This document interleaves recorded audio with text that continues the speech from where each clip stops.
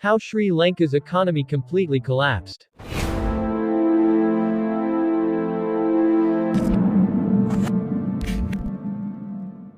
Hello and welcome to Knowledge TV Facts. If you're new to my channel, just hit that subscribe button for more interesting videos. Thank you. The Sri Lankan independence movement was a peaceful political movement which was aimed at achieving independence and self-rule for the country of Sri Lanka, then British Ceylon, from the British Empire. The switch of powers was generally known as peaceful transfer of power from the British administration to Ceylon representatives, a phrase that implies considerable continuity with a colonial era that lasted 400 years. It was initiated around the turn of the 20th century and led mostly by the educated middle class. It succeeded when, on the 4th of February 1948, Ceylon was granted independence as the Dominion of Ceylon. Dominion status within the British Commonwealth was retained for the next 24 years until the 22nd of May 1972, when it became a republic and was renamed the Republic of Sri Lanka. But now, the island country is facing its worst economic crisis.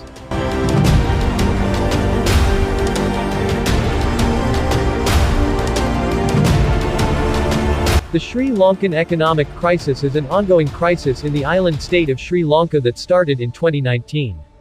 It is the country's worst economic crisis since its independence in 1948. It has led to unprecedented levels of inflation, near depletion of foreign exchange reserves, shortages of medical supplies and an increase in prices of basic commodities. The crisis is said to have begun due to multiple compounding factors like money creation, a nationwide policy to shift to organic or biological farming, the Easter bombings in 2019, and the impact of the COVID-19 pandemic. The subsequent economic hardships resulted in the 2022 Sri Lankan protests. Sri Lanka had been earmarked for sovereign default, as the remaining foreign exchange reserves of $1.9 billion as of March 2022 would not be sufficient to pay the country's foreign debt obligations for 2022, with $4 billion to be repaid. An international sovereign bond repayment of $1 billion is due to be paid by the government in July 2022. There's a report that Sri Lanka had a total of $8.6 billion in repayments due in 2022, including both local debt and foreign debt. In April 2022, the Sri Lankan government announced that it was defaulting, making it the first sovereign default in Sri Lankan history since its independence in 1948 and the first state in the Asia-Pacific region to enter sovereign default in the 21st century. For years it had been one of Sri Lanka's grandest and most heavily guarded buildings, serving as the official residence and state office of the president. But all that changed on July 9, when protesters stormed in and took control, demanding the resignation of President Gotabaya Rajapaksa before turning the palace upside down. It's now become a novelty attraction, all traces of its exclusivity and prestige gone. Each day for the past 5 days, thousands have lined up for hours just for a glimpse of Rajapaksa's luxurious lifestyle. The neatly manicured lawns have become picnic spots and protesters swim and party in his private pool. Rajapaksa fled the crisis-hit country on Wednesday, boarding a military plane to Maldives and naming Prime Minister Ranil Wickremesinghe as acting president.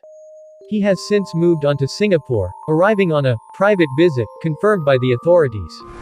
On Friday, Sri Lanka's parliamentary speaker accepted Rajapaksa's resignation, bringing an end to his nearly 3 years in office. Resignation was really the only option he had, Abhay Agunasekara said. People are tired, hungry and angry. And they are demanding change and accountability because they are sick of seeing the same faces in charge.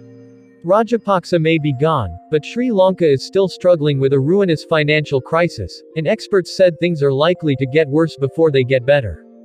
Protests over daily power cuts, rising fuel prices and severe shortages of basics like food and medicines kicked off in March and showed few signs of abating. Despite a raft of government-implemented crisis control measures, the situation remains desperate for millions across the country. We are still short on food, medicine and fuel, said Colombo-based political analyst Amita Arudpragasam. Policies have also been inefficient and confusing. Analysts said the crisis started around 2019. But for many Sri Lankans, the warning signs were apparent even back in 2010, when Gotabaya Rajapaksa's brother Mahinda was re-elected president for a second term. It was a ticking time bomb, Arudpragasam said of the Rajapaksa era. The government was giving huge cuts to the wealthy elite as well as corporations when they should have been increasing taxes. Money that could have been reinvested in the population was used to repay debt obligations, and none of this helped to address the many weaknesses in our economy. Gotabaya Rajapaksa took power in late 2019, having previously only held the unelected post of Defense Secretary in his brother's administration. Critics contend he mismanaged the economy, investing vast amounts in the military while implementing sweeping tax cuts, despite international warnings, causing government revenue to plummet. Rajapaksa didn't heed anyone's advice and was supported by people who did not understand how an economy like ours needed to work, said Arudpragasam. The government refused to admit that the economy was in crisis until it was too late. Urgent humanitarian assistance is now needed, she said. We are in a crisis situation where we can't afford to pick or choose. In 2020, the World Bank reclassified Sri Lanka as a lower middle-income country amid currency collapses and rising inflation rates. Earlier this month, Prime Minister Wickremesinghe declared the country bankrupt. Our economy has faced a complete collapse, he said. The crisis has shocked many in the international community, who recall a different Sri Lanka. In many ways, Sri Lanka is a development success story, said Philippe Lahoeru, formerly the South Asia Vice President of the World Bank. It stands out as a lower middle-income country in a region that hosts the world's greatest concentration of poor. Following the end of Sri Lanka's bloody civil war in 2009, the country entered a period of peace and stability. Trade flourished and international tourists returned to the country's beaches, resorts and tea plantations. Lahoeru highlighted Sri Lanka's impressive, post-war social achievements. Economic growth has been robust and prosperity has been spread widely, he said, adding that life expectancy was also among the highest in the region. The World Economic Forum once called Sri Lanka South Asia's richest economy. The island reaps the benefits of early investments in higher education and training, and needs to concentrate on areas that are most important to trigger the efficiencies that will drive further growth, WEF said in a 2016 report.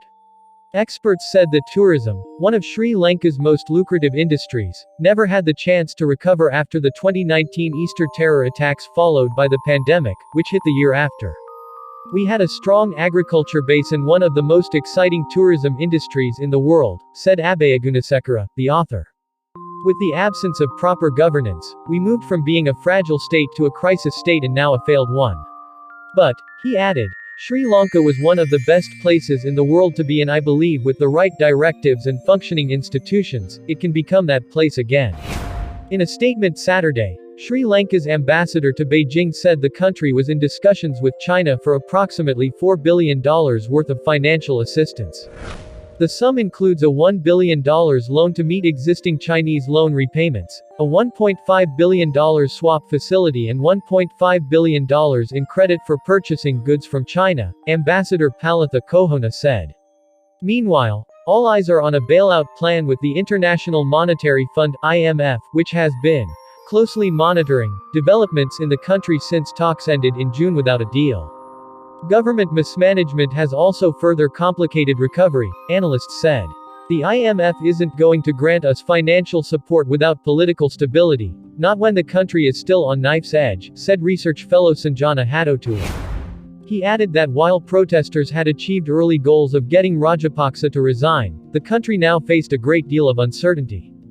There is no easy fix for a broken economy, he said. But the first step would be a new government and elections are needed. With Gotabaya Rajapaksa now out of the country, public fury has turned to Prime Minister Wickremesinghe, current acting president.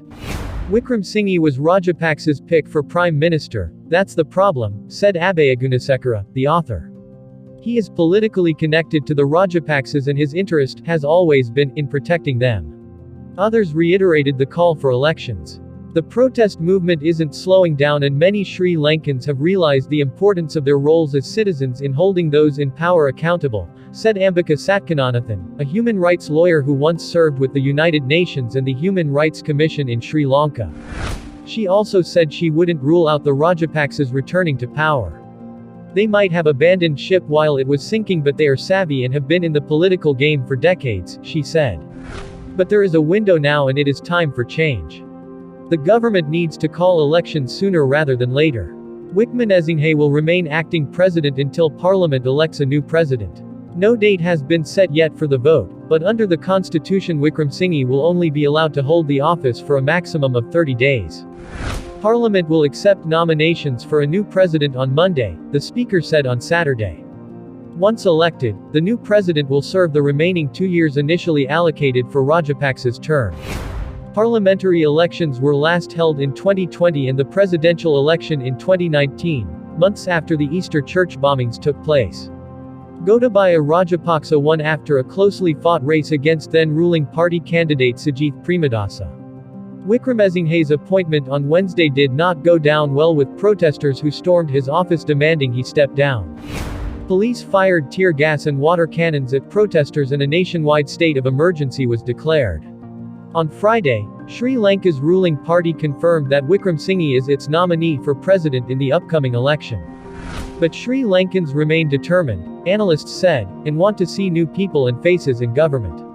The interim president will be the one tasked to stabilize the economy for a few months, said Abhay Agunasekara. But he wouldn't be a leader elected by the people, and that is an obstacle. The Rajapaksas drew much of their power from the war hero status afforded them by the majority population, following then-President Mahinda's 2009 declaration of victory in the 26-year civil war against the Liberation Tigers of Tamil Eelam rebels, a campaign overseen by then-Defense Secretary Gotabaya. According to a 2011 United Nations report, Sri Lankan government troops were responsible for abuses including the intentional shelling of civilians, summary executions, rape, and blocking food and medicine from reaching affected communities. The UN report said, a number of credible sources have estimated there could have been as many as 40,000 civilian deaths. The Rajapaksas have always vehemently denied such allegations. Satkananathan, the human rights lawyer, said Sri Lanka's next long-term leader must tackle entrenched problems like ethnic conflict, accountability for human rights violations, as well as possess the commitment and integrity to rebuild public trust. Because we simply can't afford to slip back yet again into a crisis like the one we face today, she said. Thank you so much for watching. If you like this kind of video, just hit that subscribe button.